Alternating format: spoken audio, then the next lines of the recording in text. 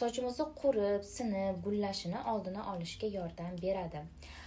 Siviritka bundan farqi bu termozashita vazifasini ham bajaradi va ozgina teksturasi ham boshqacharoq, ya'ni geliviy teksturaga ega.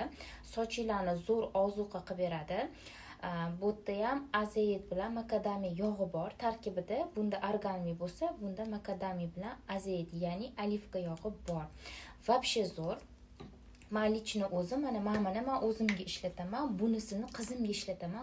Geliviy tekstura ko'proq yoqadi, ko'rasizlar?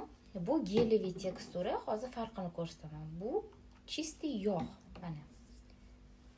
Bunisi yog'li tekstura, mana bunisi geliviy tekstura. Menga lekin ko'proq geliviy teksturasi yaxshi, mana birga aralashtirib ham sochinglarni uchiga surib qo'yasiz. Nimaga?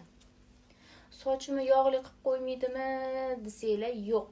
Umuman yog'li qilib qo'ymaydi. Yumshoq beradi и такой легкий, свежий, shirin hiddan beradi. Просто uchlariga surib olasizlar bo'ldi. Agar sochinglar tepasi ham o'ta quruq bo'ladigan bo'lsa, yuvishdan bir 10 minut oldin surib qo'yib, sochinglarni yuvorsanglar ham yumshoq qilib sochinglarni oziqlantirib beradi. Do'konda ikkalasi ham bor sotuvda. Faqatgina siviritkadan bir dona qolgan, organikdan hali bor. Hozir hammasi skidkaga tushgan. Уже keyingi hafta skidkamiz tugaydi. O'shancha maza qilib olinglar.